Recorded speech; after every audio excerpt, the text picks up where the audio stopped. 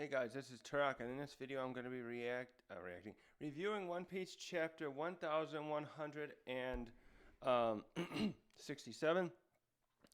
This one's called Ida's Sons, and this one is a heartbreaking one because it brings up something very cute about we'll find about Loki, and it also really solidifies. There's a lot of other stuff that's going on in this one, but this also really solidifies something that's been kind of, I think I said back around 11:54-55. Come here, Wilder. It's just that Harald, a lot of this stuff that happens in here,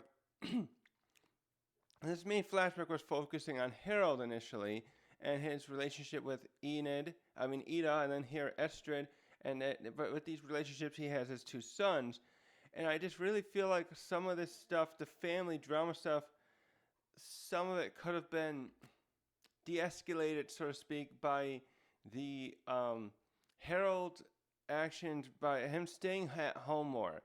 So he's this king here where overall we're seeing like he's a good king, but he spends a lot of time away from home over the course of the last 75 years or so of his life, which is not a lot for us, and it's still for him, it's something like maybe 25 years. Yeah, it's like a third of the lifespan. They're like aging at a third of our rate, roughly. Starting with Ida, even though he was traveling around trying to build positive relations, but starting with the point where he left for home after he was married here to Estrid, he missed out on Loki's birth. Even maybe did he miss out on Harudin's birth? And then Harudin, because of the other, this part was out of his hands. The stuff with the elders not allowing him to marry Ida was BS, and but he was able to come there often enough. But Loki especially took this whole idea of being nobility and royalty, even more, which is the highest thing, and was always just causing so much trouble there. And it's just so disappointing to see what's going to end up happening here, and I just wonder how much of it could have been de-escalated, so to speak, or probably other words, with Harald being there. But through this too, we did get to see a lot of what happened with how the world government is interfering and their BS, which is really, I think, now that we know more what's going on, it really just stems more from them wanting to. I feel like they were trying to corner Harald into what he did here. He's going to sit in the last chapter, I want to become a slave. He doesn't become a slave per se, but it's just that they want to get the Albathian giants in particular into the world government to able to tap into their military their military group of people in there. They're most of them are trained to be warriors overall. And I've seen this before with other, this is something that's very common in real world with age-old empires that would, I think the Achaemenid Persians and the Ottomans also did this a lot. Actually, the Romans did too. They called them auxiliaries. So when Caesar was fighting in other places, after he would have a lot of the Gaulish people with him because they had the cavalry troops. The Romans fought with infantry. I don't know if they had archery as well, but he brought Gauls along, people who were auxiliaries in with their cavalry to help with fighting his other political enemies in their armies. And the Ottomans had the Janissaries, and the Achaemenid Persians brought in lots of other people too. I think they still focused on having their Persian troops, they were focused on archery. They were focused on archery, but they brought other stuff too. They were good at cavalry and archery. With the Achaemenid Persians, I think they were lacking in the heavy infantry, and it was the opposite with some other ones. The Romans were kind of the opposite. They didn't. I don't know about the archery again, but I know they didn't have a lot. They didn't do the cavalry stuff, but I know they had the Gauls. At least during Caesar's time, he brought Gauls along to help along with that stuff. But anyway, so yeah, the military here, they obviously, since the very beginning, we've understood that the Marines, the military arm of the world government, is a powerful naval power, and with some of their powerful vice admirals and admirals, they have good fighting forces on land, plus they have plenty of common other troops and all kinds of ranks and stuff. But now they're trying to really add a lot of muscle, so to speak, with the giants. So that's something fun to see how Oda's breaking down that kind of stuff. They really look like they were trying to put Harald into a corner here with that. And yeah, we're gonna get into some other stuff with this here. It's very interesting what's going on. So let me get into that. So we last left off where Harald, he finally had enough. He's like, again, this is where I feel like they brought him in a corner. He had been trying for decades now of real time. Again, this is less of his life, but he's still been. This is like his dream, and he really like felt he had no other choice here. He wanted to bring Albath into the world government and make amends for their past, and he kept trying to make. He did make some kind of soft diplomatic relationships with other people, and by soft, it just mean it probably wasn't formal or on paper. I think the world government they were blocking him with some other stuff, but I know we saw that a lot of those nations did end up helping him when there was that famine that happened shortly after Loki's birth. So they were helping him in that way. But he was still trying to go further beyond with that. And he finally had enough. And then he felt guilt for not helping Rox too. Anyways, hold on. So now we're going to jump forward a bit. And we see that we've gone 5 years after God Valley happened, 33 years ago. So this is still, I'm trying to think of parallel events. I think at this point, this is still a few years before Odin meets Whitebeard. And what other events happen there? So anyways, we got these people going on and telling different stories to, I know what I got to do. So we jump to a place in this city where we still see Morgan. He's still not like, probably, I guess you could say he is in charge of his own news business, but now at this point he's still working the beat. Would that be like the term? I'm thinking about like police officers, where you got like the young ones who go down the streets protecting people from crime, investigating stuff, but like in a story-wise profession, I don't know anything how well this actually would happen with cops, police officers.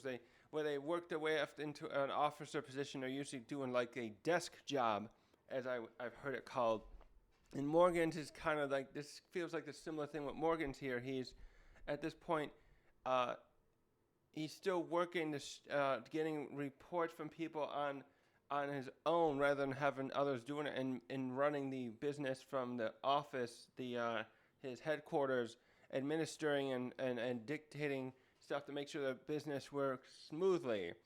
And so he's taking in this story here from somebody about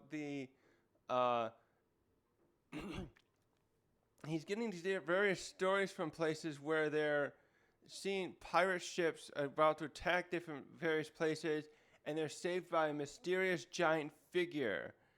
And actually, this was interesting because I need to go back to Thriller Bark. I think they showed something in Thriller Bark where they had those mysterious figures in the what do they call that area? That I forget the name of that. It's like basically the Bermuda Triangle, and that Moria was operating in there to capture people because he was trying to create that shadow army. By the way, how was Moria? Was Moria planning on taking that shadow army? He would have to use it only at night if he was going to try to fight back against Kaido. No, wait, that's right. He needs to. No, yeah, he still would, because if he took Thriller Bark out of that area, any of those people that are still alive, oh yeah, that's a big flaw. He'd have to make sure all those people who for his army are still alive, including Luffy. He put Luffy's shadow inside Oris. But if Luffy had died by going into sunlight, that would just fall apart his whole thing. How was he planning on keeping Luffy contained? He was going to just throw him in a cell in the dungeons there? And the same with everyone else. He'd have to, because I'm thinking about, I'm bringing this up because I was thinking about those shadowy figures they saw when they arrived there. I don't think we ever saw what those things were. I think that's where we saw them. Anyways, yeah, that was just something else that just came to my mind. So these different people report. Morgan's is getting these reports from various places about a mysterious giant figure saving them from pirates. We get some unknown island here. I think that's the one we saw before where I saw they had the Big Bend um, right here. Big Bend clock tower there. And then we got Impel Down. Okay. Okay, this is a prisoner. Yeah, we get a prisoner who was a pirate who's captured. He was taken after they were stopped from their pillaging somewhere. And these other people are like, yeah, well, that's a great story, dude. Whatever. Oh yeah, the Florian Triangle. That was the name. Okay, now we do got another one of it. Another reporter somewhere who probably works with Morgan and might be employed by him. Okay, we're going out. He's questioning a fisherman, and it's like, okay, so they're thinking about those reports of the stuff I said. Okay, so it's got to be that place. He's like, oh, where'd you see this mysterious figure? Like, well, no, it wasn't a Florian Triangle. We can't get any fish out there. But all I can say is that it looked like a monster, but it was in human form. And so here we go. We get this silhouette. So we got Oda narrating. At this time, countries of the Grand Line were buzzed with a frightening murmur. Tales of a monster that struck its targets. Struck its target. Okay, from the sea, mostly pirates from the deeper mist out at sea. So you can see what's going on here. We got this silhouette. This silhouette's easy to identify for us. It's a ship like the Great Eric. Maybe it is the Great Eric. I wonder where that ship's been. Maybe it was we would have his own ship. He probably went more of a royal ship. We got a giant ship, and he's tracking down pirates, and he's striking them down. Oh yeah, that one thing to point out here that I immediately should come to mind to all of us is that how the government made use of Harald in the same way they do in the future with Kuma. They're using I was trying to think of the math in a minute. Sorry. So Kuma, they do this only more recently. It was only in the last 5 years ago or so that they made Kuma become a warlord and had utilized him to hunt down pirates too. And this started happening with Harald, though. What is it? 33 years. It started over 33 years ago. Okay, well, probably right after God Valley. So the government here, it's very clear too how the government likes to make use of other people in a very to help with their ends. It's funny too because they got like the God's Knights and they got the admirals. They're gonna have them. This is something funny too. Where I was bringing up once before about how I think the government at times wants to let the chaos go on. They let problems fester until it comes too much to ignore, and then they're taking advantage of people like Harald and Kuma to take out the problem. And then they let problems fester, so to speak, to them, like Whitebeard, Big Mama Kaido, becoming more and more dangerous to them as a perceived threat. But they never send in the cavalry and everyone to, overrun. They could have overran Wano years ago and taken out Kaido before he became too much of a threat. And King, he only had like King as his right-hand man. He probably didn't have Queen or the other Toby Roppo. Certainly, some of them, most of them were quite young back then, so they wouldn't have. He wouldn't have had Page One, Ulti, and what's the Cypher Go guy? He wouldn't have had those three for sure. Black Maria too, I think, was young, so he wouldn't have had many of them. So it would have been really easy to take out Kaido before he became too big of a threat 25 years ago, but they never do it. So I think that they're letting the government is really like just not having the Marines, go after these people as aggressively as they could and keep some of these pirates at bay. These villains that get bigger at bay before they harm too many people. So anyways, he goes on here. Yeah, this monster was Harald. They didn't know they never seen a giant before. So he's going around the Grand Line, hunting down pirates and then taking them out, and they're just killing many of them that way. And then we saw the other guy. Some of them end up in Impel Down. That one was telling his story to the others about his right before his crew and him were taken out. So yeah, the narration here shows he made a sworn oath of 1,000-year atonement. Okay. Is that just with how many years of perceived harm the giants had done? There's something else that's coming up here we're getting to there, but I just was trying to I think I'll make note of that after I'm done here. So this still shows too that lots of people don't even know about the giants, which is funny because is it just maybe in the last since Dorian Bragi have been in their duel that the giants haven't been doing as much pillaging? Also, well, no, he's also that's right. Harald's also like outlawed this in the last 70 years or so. So not many of his people in his own nation probably aren't causing any problems, and they're the main ones doing it as far as we know. We know the nation that Ida came from sounded like they're very peaceful. I wonder if that nation too, that Ida was from, the giant nation, the other island was I wonder if they're affiliated officially with the world government, or if they've, even though they're peaceful and no one probably fears them, they're still not. But anyways, we'll find out. All right, we get some other stuff here for briefly. So so this is after God Valley. We got these other guys all setting up shop in their own way, and so they show here Kaido, Big Mom, and Whitebeard. Meanwhile, the other pirates who were scattered after the God Valley incident, they were growing in power in the next decade or two to reach their primes.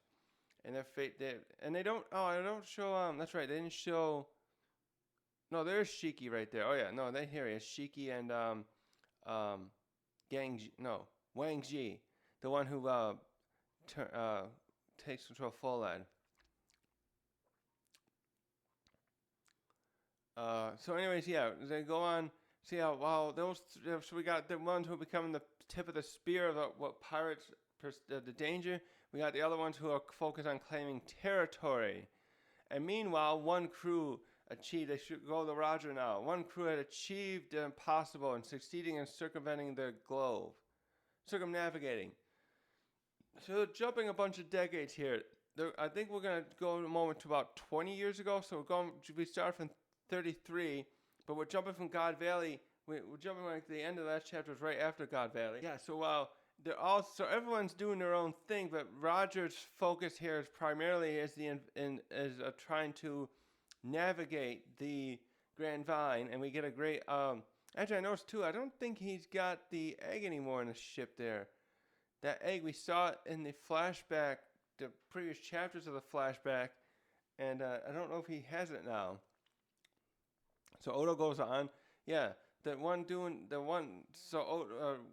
going on to become known as the King of the Pirates, and then so he was captured. He's doing a short summary of this stuff. So we got one last good shot of all the crew here, and we see Buggy and Shanks are there now, and it's of course at this point, Shanks has the straw hat now, they captured Roger. They then promptly, or not promptly, how long later did they do it? They decided to execute him, and so it goes on here to show that after Roger's execution, he announced that I had treasure left somewhere and you guys had to find it.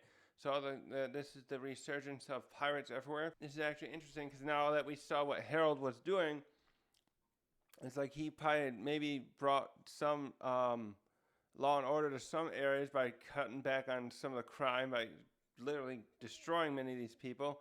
And but now that after Roger's speech at his execution, this is where we call this great pirate era, as it's been called here in the story. And so we go on here. This is where we see that many of the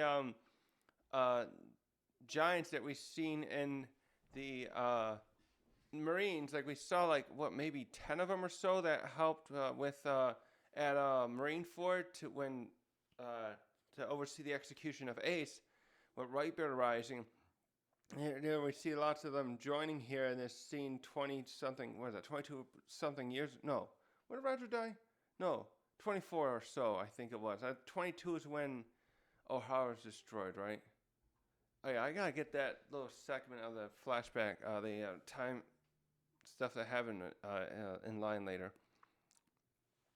So we switch now to Rejoins, And we see here that, so this is like, this is roughly, I think, 18 years he's been in service with the with the world government.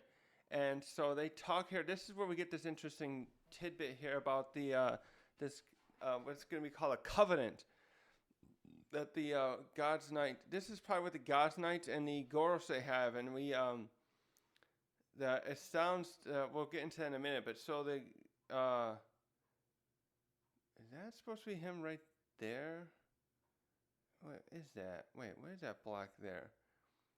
So he's coming there to talk with the Gorosei in person. It looks like, and Oda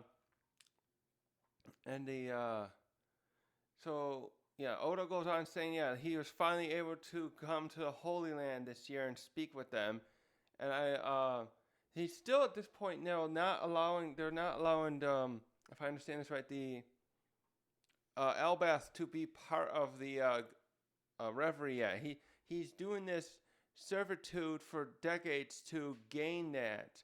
Well, again, it's something that's very realistic stuff that happens where you on this I think I'm thinking of a different story, one from the Bible where this guy wanted to marry a woman, and she's the second daughter though, and it was a custom to marry the older daughter first. But anyways, the father of those daughters wanted that guy to made that guy work several years, working in the fields there to earn the hand in marriage of that woman he wanted. He ended up like tricking him. The father was like tricked him and still had the other guy, the young man, marry the older daughter. But a bit of a messed up story, as I think. But anyways, they're making him work for them, to work off like the. It's just bullshit again, though. They're really just using him, but they're essentially trying to tell to him he's working off all the years of mistrust the world government has against the Elbathian giants, so that so in Harald's mind, he can get Elbath to be part of the world government formally. So here we go. We see. I think this one is what was that? Top Man. Harald is being given this title as a trusted weapon of the Holy Knights of God. A devoted blade, and he gets this special tattoo for it. I should have looked up what that meant. Actually, it looks like a crosshairs with a heart, obviously, so there's a special covenant here, and they give him the the basics of it. There's 3 of these stages, so. That's where I'm gonna go over what I think the others have. One's called a Shallows Covenant. I think that's the one that's referencing that Harald has been given. And then it's called a Depths Covenant and the Abyssal Covenant.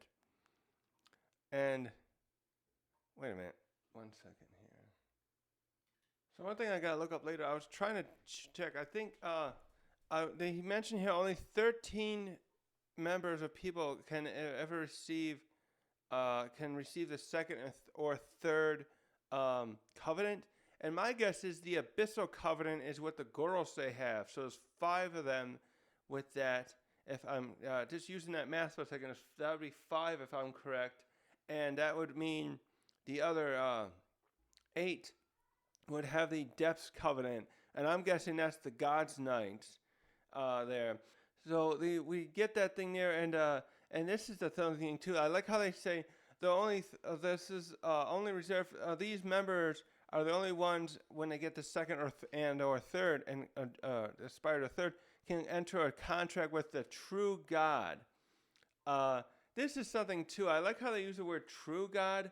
I feel like this is something that's going on where Emu sees himself as the only true power of the world. And this is part of his fear with the reoccurrence of the Davy clan or the D clan and in particular to Joy Boy, where he doesn't want an opposing power. I feel like what's going on here I had a theory about this. I was thinking about this, that maybe what's going on with what happened with Emu is that he coveted something that the ancient kingdom had. Like, I'm thinking for a moment that the ancient kingdom was kind of like think loosely like hippie people who are very free as well, and they're like, the stereotype is they're like very forthcoming and want to share everything with everyone. And Emu, I think, did not think that that should be that way. He wanted to have control and like be a gatekeeper over certain powers and how other people should receive stuff. And that's partially why he destroyed them. He wanted to be the only absolute power in the world and not allow everyone to receive knowledge and stuff. It's like you can see that too through the Gorosei, how they think Saturn in particular and Egghead, how people don't need to have progress. I think that is a mentality that stems from Emu here, and you can see that too.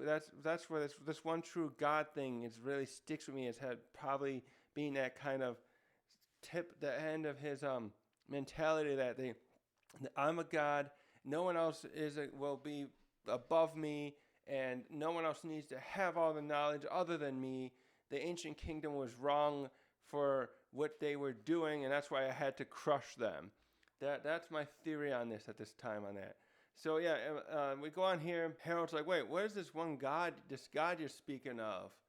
And so they gave him a hint. I'm almost surprised they even told him that much at this point. So it's Ethan here says, like, if the day should come that you made a proper night, then we will let you know more about this kind of stuff, the true depths of the world. Again, there's like I feel like I'm wondering if like this power Emu's wielding is something he is like a negative power in general. I like this idea of this because I've read a lot of different books where they often have a duality. Oh, jeezy. I like this one particular series in general by an author named Garth Nix, was like a duality of magic of stuff. A kind of it's framed essentially as like a chaos versus order type of power, where though the order is the good one and the good one is the order, and it created like life in the world of that book, and the chaos was the almost like antimatter type stuff that existed before, and these deity like beings created the world and the earth and living things and that other power out of some of that chaos, and the other chaos still exists in a way, but it's like, and it could be, you can like use it, but it's very anti, what's the word? Not antithesis. It's like, yeah, it's like the antithesis to that, because using that power, that chaotic power too much can be detrimental to your life and lifespan and maybe lifespan. No, I forget. No, there were ways that the people who used it in that book series could extend their lives, but it was detrimental to your soul and everything else like that. And the other power, it was like more an idea there where if you couldn't live forever being a member of using the good power, but it was a power that was good, life sustaining and stuff like that. Sorry, that's hard to go into. I have to reread those books someday. But if I wonder if there is the duality here that Oda might be going for. I think Oda's going for the opposite here, where the devil fruits are the good power, so to speak, and well, actually it could be three with the seed. I'm thinking about the power he's using is kind of like the order, and the devil fruits are the almost like chaos. But Oda's doing it this way opposite, because the chaos, so to speak, is more about freedom, and where because of the world government's whole mentality under Emu's orders and the Gorosei's orders, they crave and wield order over everyone. That's the devil fruits.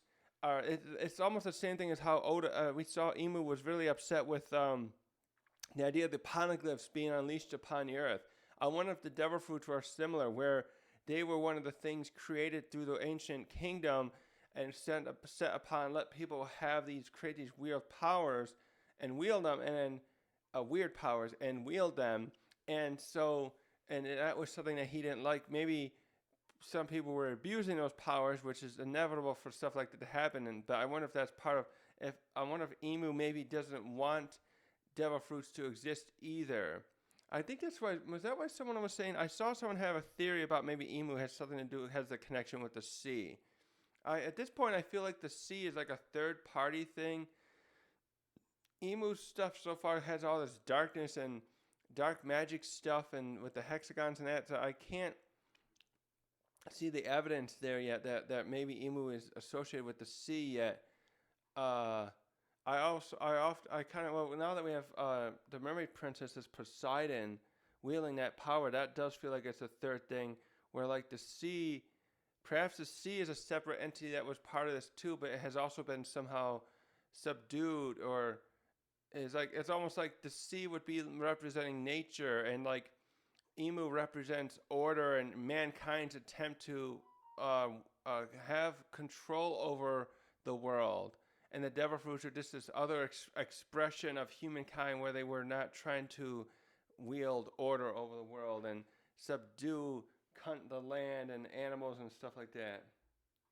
Jeez, crazy. So that's, yeah, there's a lot here to unpack that this really was making me think about. So Harald now has reached his first covenant, and I think too, I wonder if this is something too where something's going to happen with his death later, where they can, with that symbol on him, that they can somehow exert some kind of control over him. And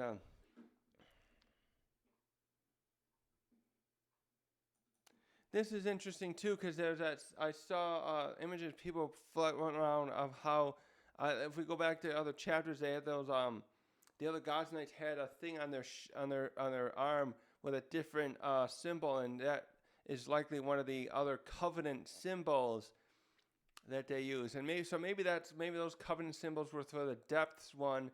And what if so maybe those hexagon, or was a pentagram? I'm getting those different words mixed up. Sorry, that were used by the Gorosei to travel to Egghead, were part of the covenant symbol. So we go here to the finish there. So, yeah, Harald asks, well, if I can move up to that next covenant, would that be a point where you'll let Elbath join the world government? And then Saturn's like, of course. And it will be announced to the world, so everyone will learn that, Elbath is a safe, good country, not the, like the devils and stuff that pillaged and raided them for so long, other human nations for so long. So Harald just signed his life away, basically. And I know I already saw I haven't watched any other reviews yet, but I know some other people are like saying, oh, Harald, why? And I'm kind of in agreement with them, but I can see where Harald's really he feels frustrated without allies here.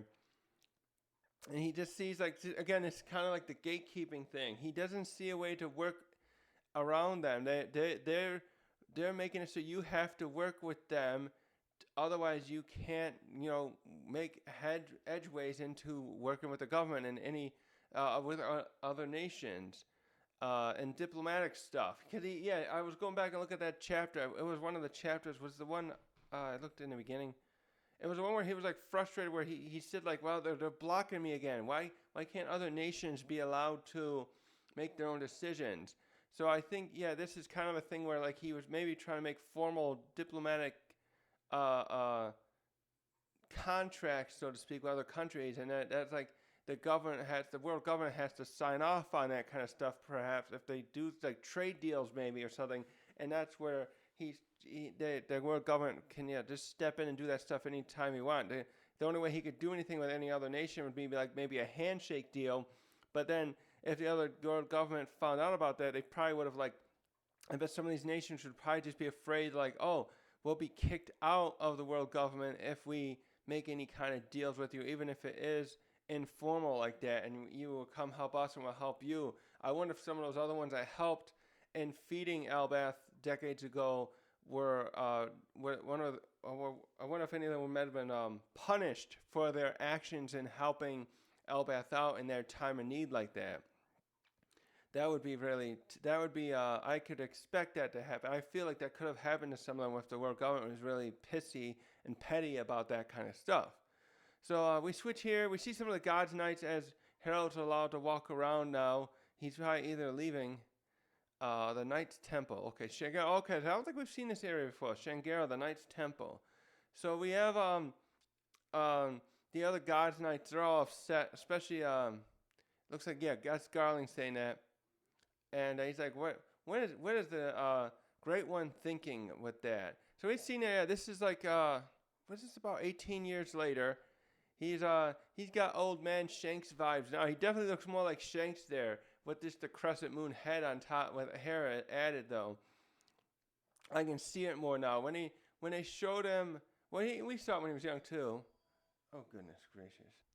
So I find this funny too because I'm wondering if seeing this stuff here with Garling, if he'll become like a bit of a thorn in the side to Emu later, because he seems to be really forthcoming with, at least here. It's like, oh, what is the Great One thinking, bringing this giant here? Like, he's not him being more of a warrior.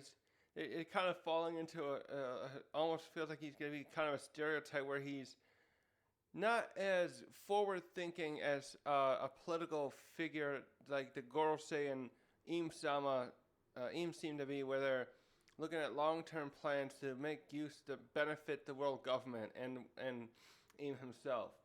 So yeah, Summers and Shamrock are here. Is that Shanks? Yeah, because Shanks is going to show up here. This is where the art is going to get really weird. But Summers here is kind of like degrading in a way. Oh, can the King of Elbath actually take orders? I think that's what Tony's going for. And Harold's like, of course I will. Your word will be my command. It's my command. So Garling then, so he's just meeting these guys for the first time. Oh, hello.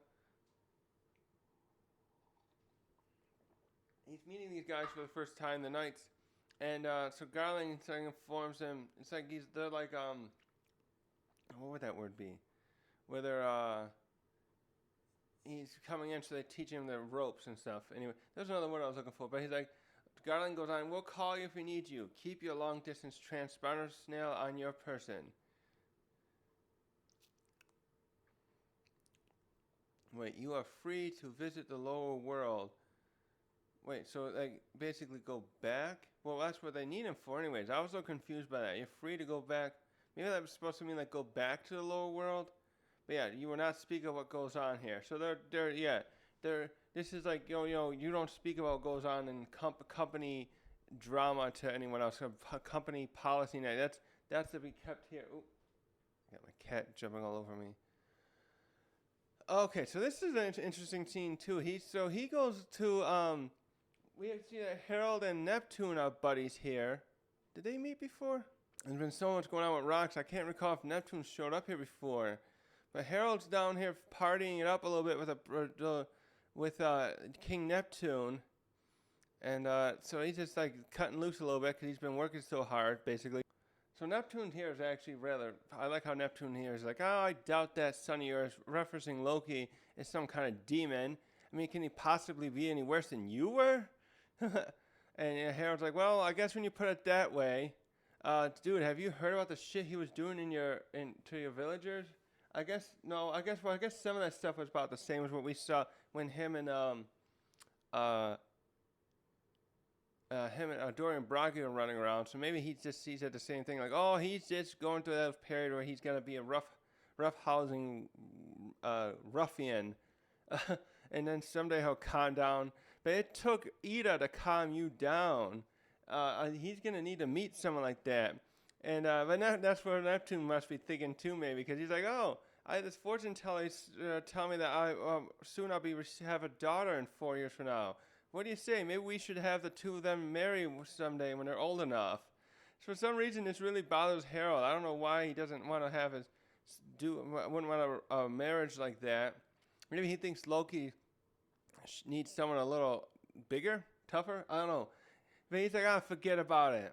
And Neptune's like, oh, listen, this is not no ordinary mermaid. I heard she supposedly will be born with disruptive powers. Is that the one? The shark girl, right? What's her name? Can't think of her name. And we get a brief scene here with Otohime holding one of the sons. Oh, I recognize him. There's the older one to the right. Hold on, let me bring this up. We got Otohime there holding one of her sons at the time, and the other son's there because she has was the third one not born yet? I remember there's the third one who's like long and lanky looking. That looks like the big one's got the majestic hair. There's the other guy there. He's kind of like, it looks like a little bit of an egg. I forget how the third one looks, but they're all good guys. I like them. I hope they show up again. We saw them briefly at Reverie. I enjoyed that scene where the older son, I think he's the oldest one, he was perceptive enough where they were on that, well, it looked like not escalator, the vertical type thing like that, and he knew there's something wrong here. And we saw what it was is they have slaves operating those things at Reverie in Rejoins.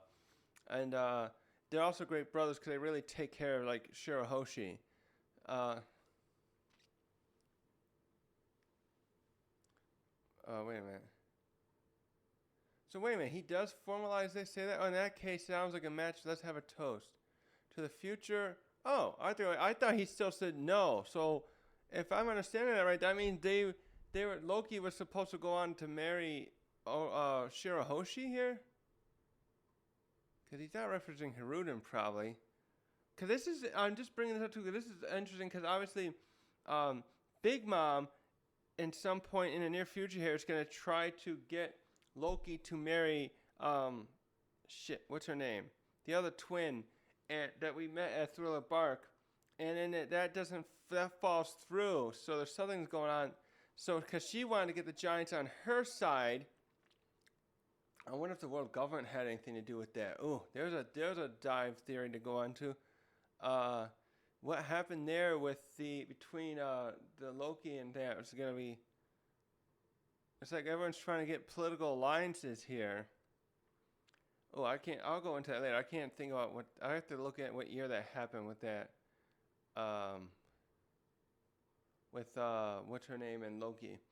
So we go back to Elbath, and we see this is where Saul arrives here shortly after O'Hara, because you can see the scars there. And it lines up because that was 22 years ago. I think this is 20 years ago. Let me see. Go back a sec. Yeah, 20 years ago. So this is 2 years after O'Hara, and this is one of those good things that Harald does. So he's at the Owl Library there.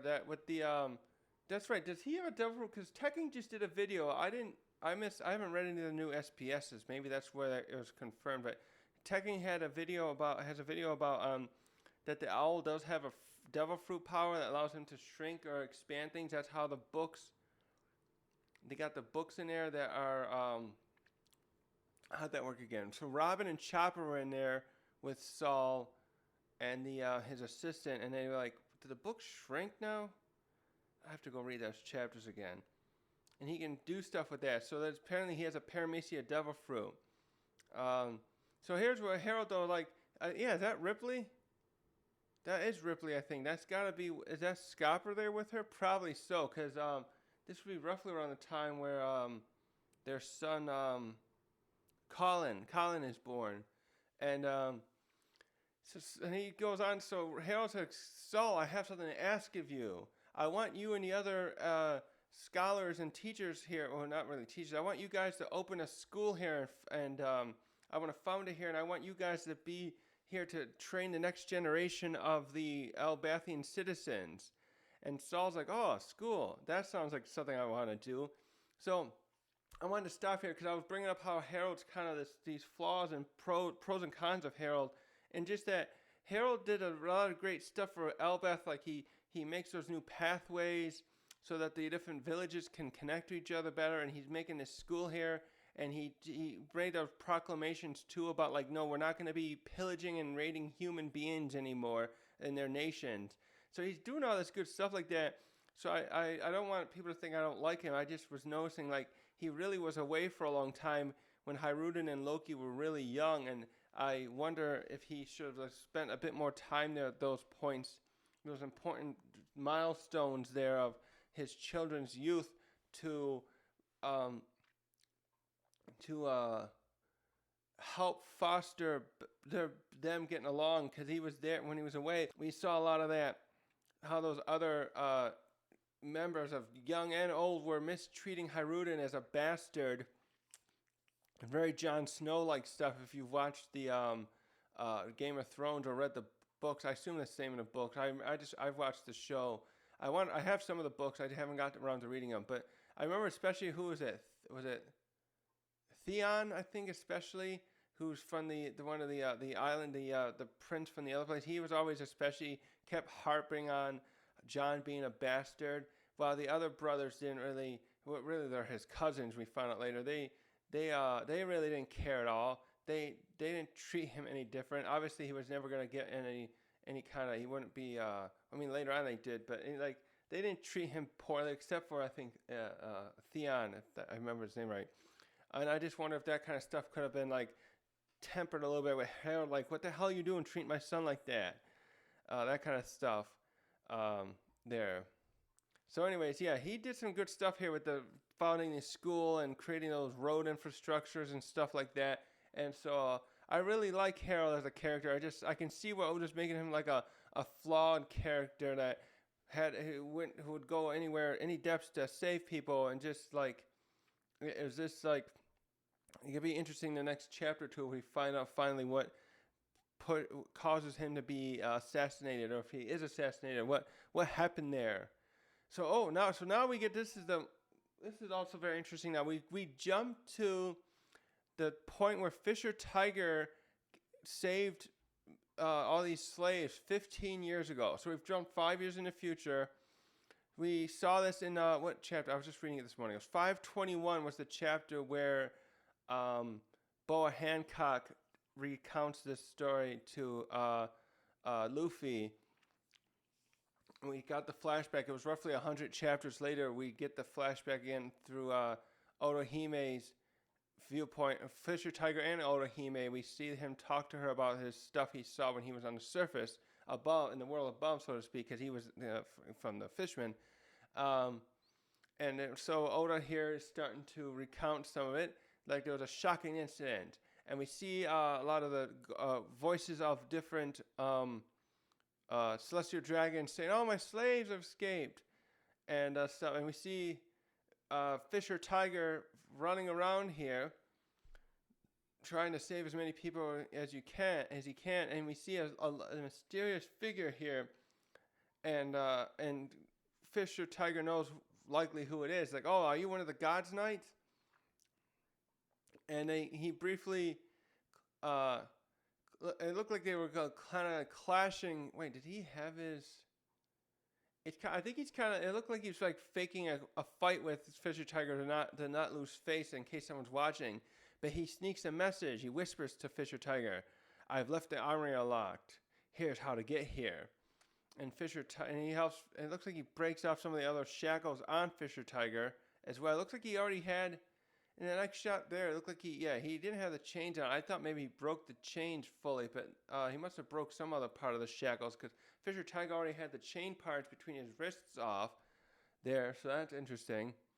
So we go on to see some of the stuff. We get some of the viewpoints from Boa Hancock and her sisters here too. Sonia and Sander. So we see a lot of an explosion happened here, so Fisher Tiger probably initiated that to cause more distractions. And we go to the other sisters, Sander and Sonia, finding Hancock and rescuing her. So it's like, let's get the hell out of here, you know? And there's Koala too. So, Koala was there too, right? Is that where they got Koala?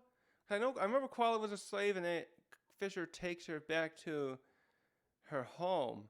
Okay, so he must have rescued her here and took her, explicitly escorted her like out of there, so to speak. Okay, because I forgot about that part. It's been years since I've read the Fishman arc. I haven't watched the anime version of it yet. I got it, and I should watch it. But I'm just a little blurry on some of a lot of the finer details of some of these things like that. So we see the little bit here through the stuff, and we recap with Oda some of the stuff that's happening. We see how the Hancock, the Boa sisters escaped, how Koala escaped too, and Fisher Tiger did this. And what we find out here is that Shanks is here, and he aided Fisher Tiger in helping some of these slaves all these slaves that were able to escape to get them out of there. And so Oda talks about how the future captain of Sun Pirates made it up to the wall and the red wall and was able to allow a lot of escapes of slaves escape. So we switch to the next day, or even some days later, and we see the God's Knight and Harald together here, and the knights are telling Harald what happened last night. And Harold's like, "Wow, that's quite the story. It sounded like a lot. That was a crazy night." And then we have Summers here saying, "We think someone on the inside helped them up by opening the armory. So we're looking for the rat now." And we got other people saying, "Put him to death." So this is very confusing to me. So this is about 7 or 8 years after after Roger's death. And what we see here is that Shanks has decided, we got a hint of this in the beginning of the flashback in like 1151 or 52, where Shanks talked to Scopper about visiting the Celestial Dragon's place. So he's decided to come up here. This is confusing too. First, how did he know? Did Roger and Rayleigh and Scopper, like the others, like piece together, well, you probably are one of the God's Knight's children? There's so many questions there, first of all. So now Shanks has decided to join up there. And let me go back here. I don't remember. I thought who was it that said with Loki? No. Maybe it was Shamrock that said something about meeting Shanks, him coming up to the upper world. But in this chapter here, the part I'm thinking of here with Scopper and Shanks in 1152 is where he talks about meeting Harald in the Rejoins, and he wanted to talk about something there. So he found out something about them wanting to kill him apparently here. So that's the thing there. Let's go back though. So we go here to so Shamrock's like, "Well, why don't you hear Harold? I want to introduce you to my other son, Shanks. He's a younger brother of Shamrock. They were separated at birth. He was living in the gauntlet of the lower world." What, the gauntlet? But so he's like, he's come back to us basically, and so I'm trying to get him entered into the depths covenant. Wait, what was the first one again? Wait a minute, let me go back. What was the last one? The abyssal, the depths. Wait.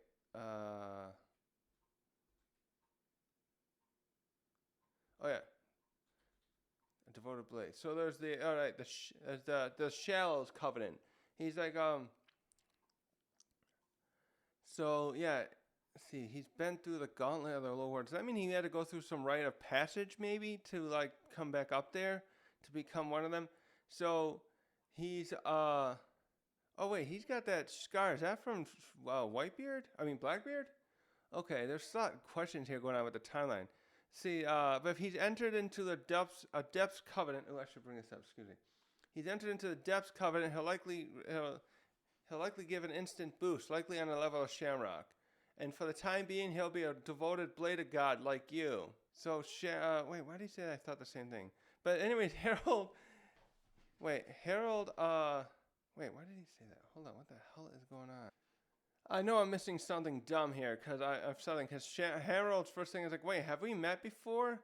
So, like, did he see him in Albath somewhere before he came up here? I was thinking for a second, I'm mixing up like that he was there. No, I'm thinking about Fisher Tiger. Anyways, so Shanks is really playing this up. So he's like, "I don't know you, you peon. Don't speak to me as if we're equals." He's like, I have the blood of the Figurlin in my veins. I'll be a knight long before you. And Harold's like, "Oh, okay, kid, calm down. Got it. Fine. What is this?" Now we see Shamrock and Shanks together. This is an interesting point. So, yes, Shamrock's let his hair grown out. Okay, is he still like that in the present? Wait a minute. Why is his blade? thought Shanks, that blade is different too from what Shanks usually has. Doesn't Shanks get a blade with a guard similar to the one Shamrock has? Shanks later on has a sword. His Griffin sword has the same guard as Shamrock's here. I wonder if that was...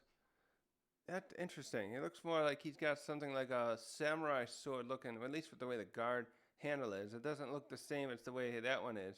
Maybe he takes that sword later on. So anyways, I don't understand what is going on here with the way he's... I just had to reread that a few times. I see what's going on there.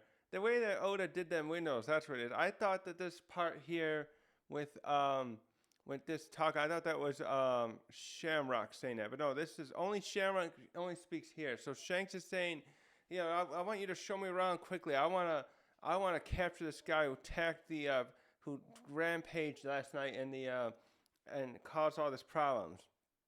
And Shamrock simply says to him here, like, calm down, Shanks. There's so much to do, and we'll take care of this and get this all settled once your wound is healed. And then this other part, Shamrock, I thought Shamrock was saying this, but no, Shanks is just saying, he's like, you have no idea how it feels to realize I've wasted all my life up until now, my 24 years of his life. So this is how old Shanks is. So right, so 15 years. Yeah, this is 9 years after Roger died. He's 15 then, yeah, 24 years ago. Okay. And she's going on to say, I've always felt like, to Shamrock, Shanks says to Shamrock, I've always felt like I was different from the others.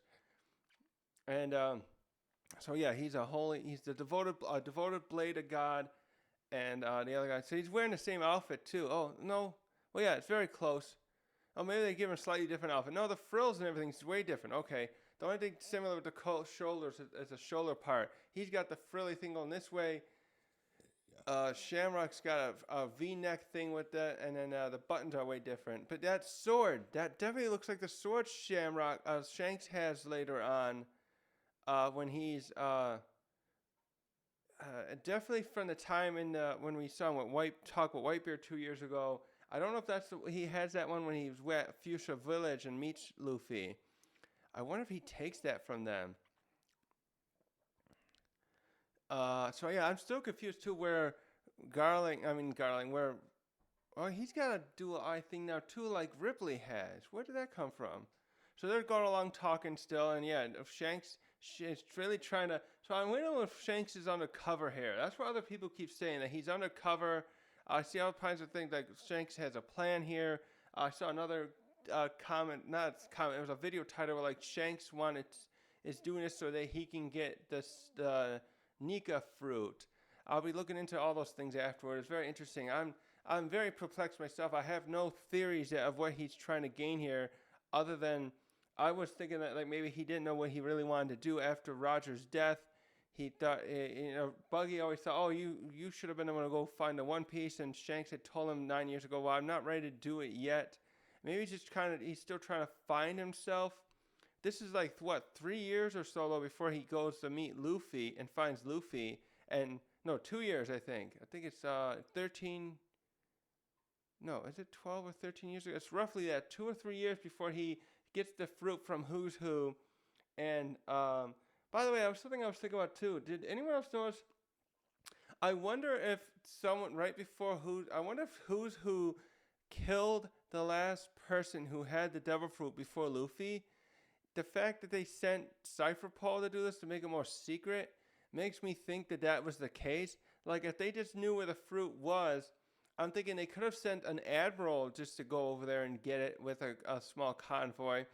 But they went and did something more secret, it seems. I think that Who's Who was sent there to stake out whoever had it. Stake out? Is that what it? And he killed the last person that ate the fruit, and it's someone who just had it recently, who was somehow caught the attention of somebody else. Someone else who reported it to the government, and so I'm just wondering if that's like likely, if that someone else had it just recently. It was, what was that, 13 or so years ago, and then they just got assassinated because they were not very powerful or perceptive people, and Who's Who had an easy time just taking that person out with like a finger thing they use. They kill that person, and then he had a fruit there maybe to quickly let the essence go back to that, and then they were going to transport it back to Rejoins. Yeah, so I'm also just still confused here about what it is that Harald saw. He saw Shanks before. He must have saw him in the lower world somewhere on not Rejoins. So I was thinking Harald wasn't at Logtown as far as we know. He wasn't at God's Valley, and obviously Shanks was a baby. Did he meet Roger at some point, maybe? That's something to come back to later. So now we go back to Elbath, and we get to see that Ida has unfortunately come down with something.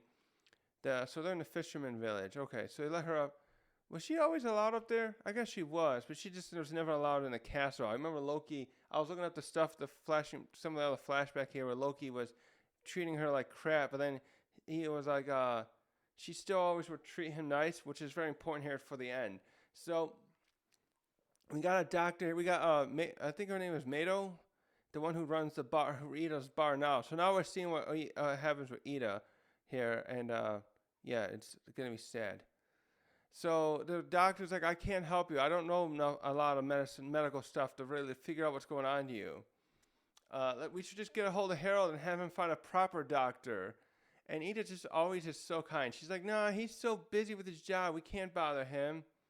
And the doctor, or maybe Ida, Mado says, like, what is having his connections with the government, and if we can't make use of it at times like these that are so vital, so important for an emergency like this. And Ida's just so optimistic. She's like, oh, I'll just get better on her own. And the doctor's just like, no, this is not right. You're getting worse day and day. And Harald would be so heartbroken if he sees you like this. And Ida says to Maida, like, oh, Maida, just go back to the bar. You need the people there need someone to keep manning the station, so to speak. And she's like, I can't do that while you're sick.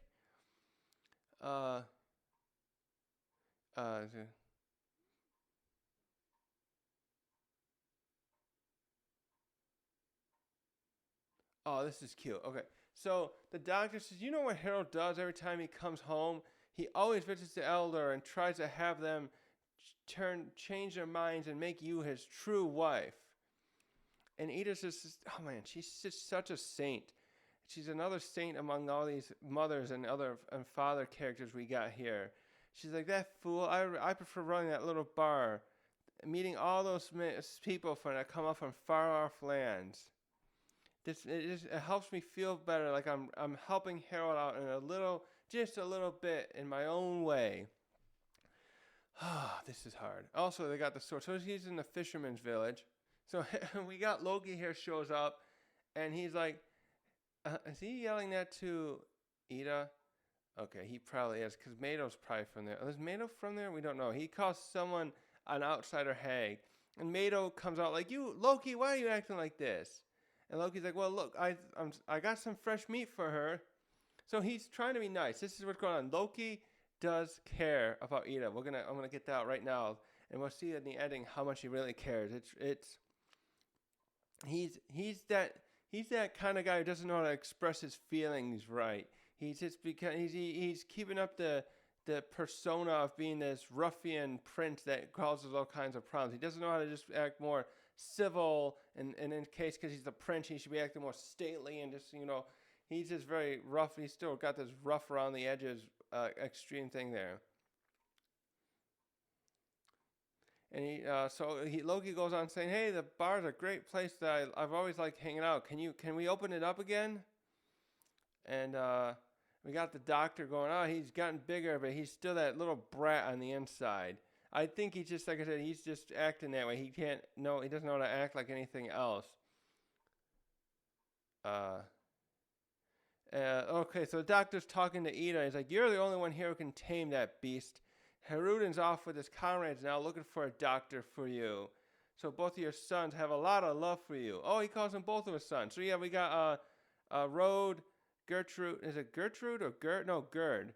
And the others. Wait, is that Severson here? Was that before he got captured? Because he got captured, and he was there at the auction house, and Rayleigh helped him escape. So he was with them first, and then he got captured.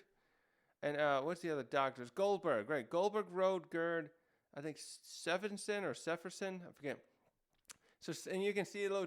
This is years ago because you can see Haruden hasn't grown his beard in full yet. Like we see him when we first see him at Dressrosa, which was recently. So this is what 15 years ago still. So yeah, let's see here. So yeah, so Haruden's trying to go out there and help by finding a doctor since they can't get into. She refuses to contact Harald, and so Ida, come on, you're such a saint, but listen to him. And she keeps going, oh, you're making a big deal out of nothing. I'll be fine. Ida. All right, here's the ending here. Let me get in on this. So we go here. Shoot.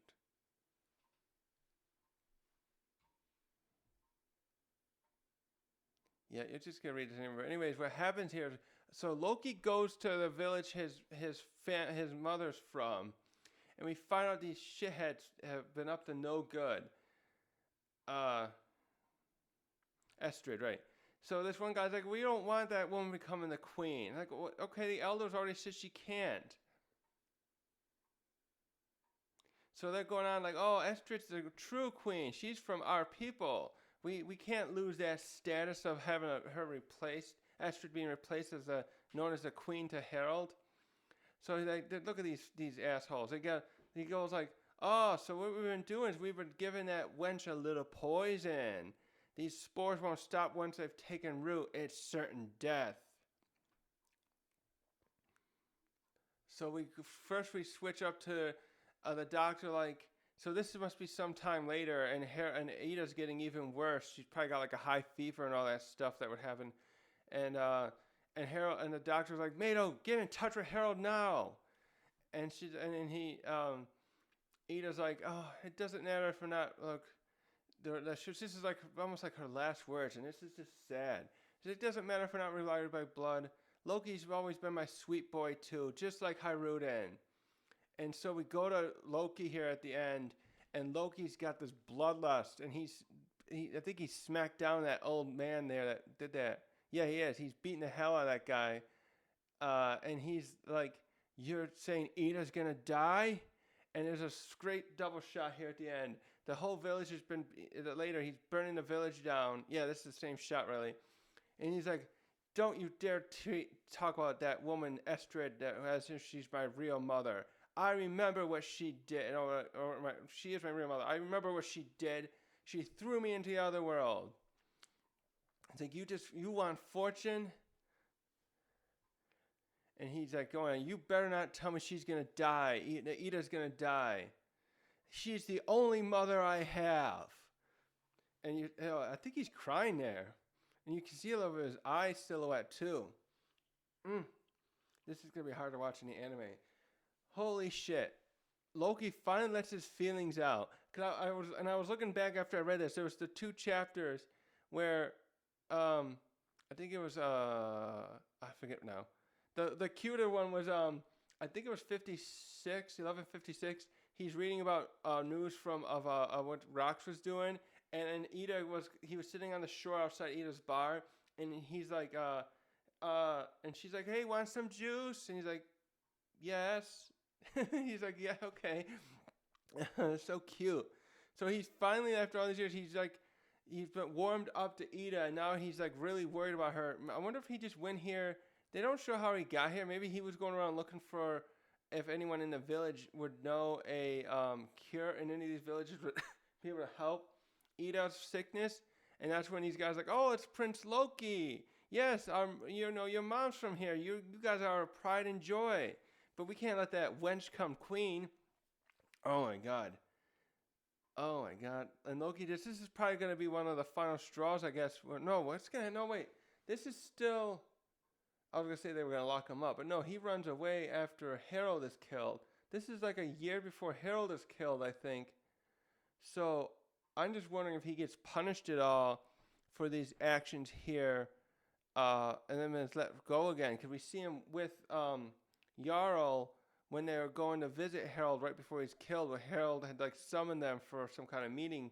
So it's just like Also, by this time, he's got that hammer. He's still got that other. Yeah, that's right, because he does still had it a year later. He's got that other mallet-looking hammer where he's got the other one in his prison now. The one that looks like Mjolnir. So holy shit, a whole lot happened in this chapter. God dang. So this thing with the devoted knight, blade of God and thing, this whole like thing like that is very interesting. What that means here is going to be something to find out later. I wonder if the tattoo thing can change over time if you become different ranks. And I wonder, the devoted blade thing sounds like more like something they don't give to the, usually will give to the, I'm thinking to the celestial dragon who's allowed to become a god's knight. I'm thinking they would let them join the Depths Covenant right away. The way they talk about, the way that Garling talks about that on the other page here about Shanks getting it because he's been from the lower world, is why I'm guessing that. And the devoted blade thing sounds like, so this is what Loki would have got now. So we just saw whatever many chapters ago when Shamrock and Gunko are trying to forcibly recruit Loki, that he probably would have became like this first, a devoted blade for a while, before he would become and then join in the next covenant. So that begs the question again, why they really want to have Loki on their side. Oh no, that's probably because maybe they want to get Loki on their side that way because they know he won't become the king formally anymore because he's now because the Elbath citizens consider him a patricidal, is that what we call it, the murderer to his father. So, but they want to get him there, and then they're trying to force Jarl to have them submit.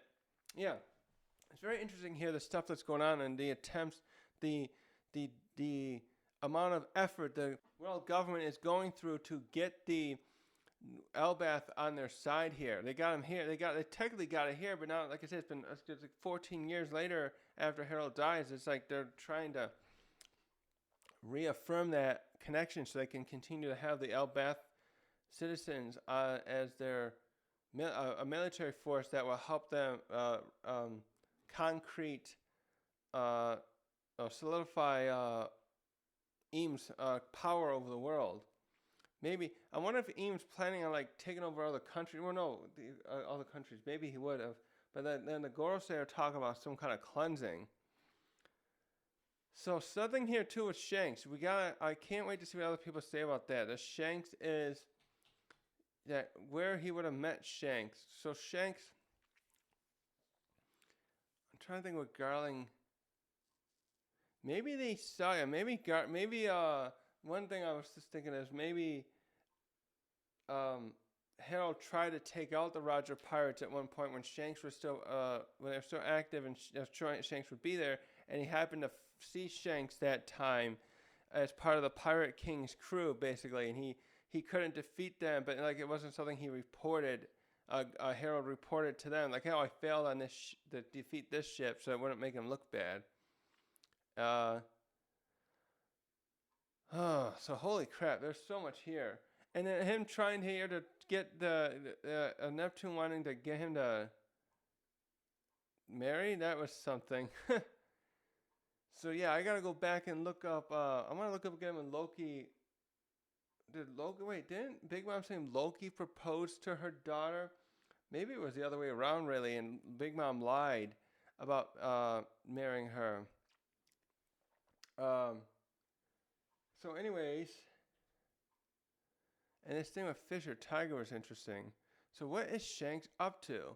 So we know this is probably after Blackbeard gave him that scar too. Or do it once you're healed.